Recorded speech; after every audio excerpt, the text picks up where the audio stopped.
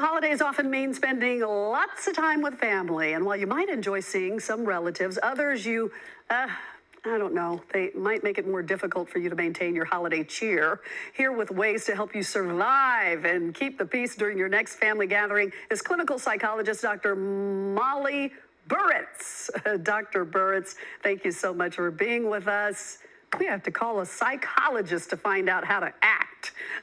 Dr. Burrets, what are some examples of ways that family members might get on your nerves during the holidays?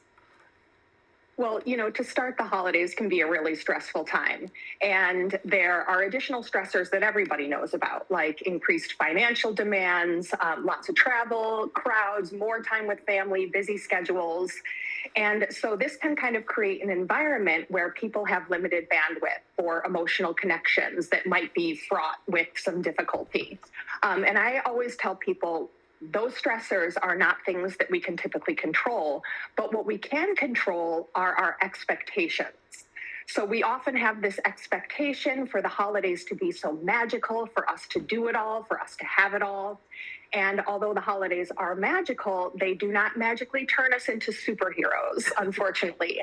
They do not magically help us get along with our family. So the number one thing is to adjust your expectations. Expect that your family is going to show up and act like they typically do.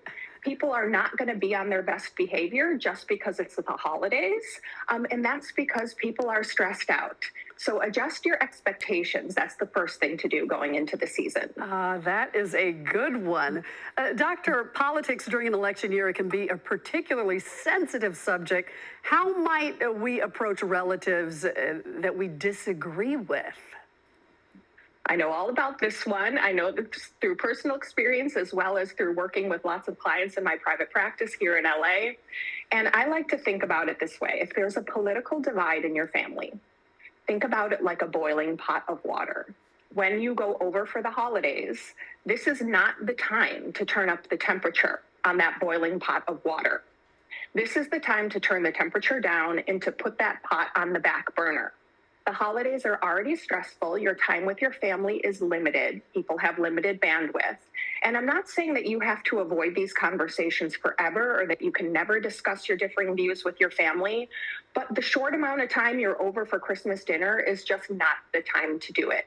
Think about what you value. And if you value connection and togetherness, turn down the temperature on those issues by putting them on the back burner temporarily. Okay, well, what tools can you use if relatives start to make any sort of passive-aggressive or backhanded comments? So I like to use the term act opposite. So the opposite of passive-aggressive is direct and non-aggressive. So if somebody says something passive-aggressive, I like to just approach it really directly and say, what did you mean by that? And you want to say that in a really calm voice, in a really relaxed voice, so that you are acting opposite. You are being direct and you're being non-aggressive. And that tends to kind of disarm people and stop them in their tracks. What did you mean by that? And people tend to back down a little bit when they're confronted with the truth of what they're actually saying. Doctor, some of us may dread prying questions. Let's do a little role play right here. Okay, so you're a guest, and I'm going to say to you, Molly, when are you going to start to settle down? When are you going to settle down? What do you say? As soon as I have good news to share, man, I will be shouting it from the rooftops, and I can't wait to tell you. Hey, by the way, how was your trip to the Grand Canyon? Oh, very good. You did the switcheroo. And turn it back on them. Exactly. Okay. Yeah. As soon as I have good news to share, I can't wait to tell you. That's the way to do it. And then you just switch it around back onto them. Okay, very good. Now, when we talk about setting boundaries, what does that really mean? What does it look like? Okay, so here's the thing. People always think that setting a boundary is the hard part. And I'm here to give you the difficult news that actually setting a boundary can be pretty easy. What's hard is when someone doesn't respect your boundary and then you have to maintain the boundary.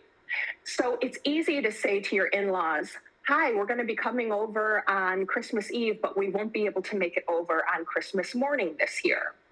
But when your in-laws then respond with, oh my gosh, Aunt Patty is going to be so upset, and they, come at you with the guilt trip.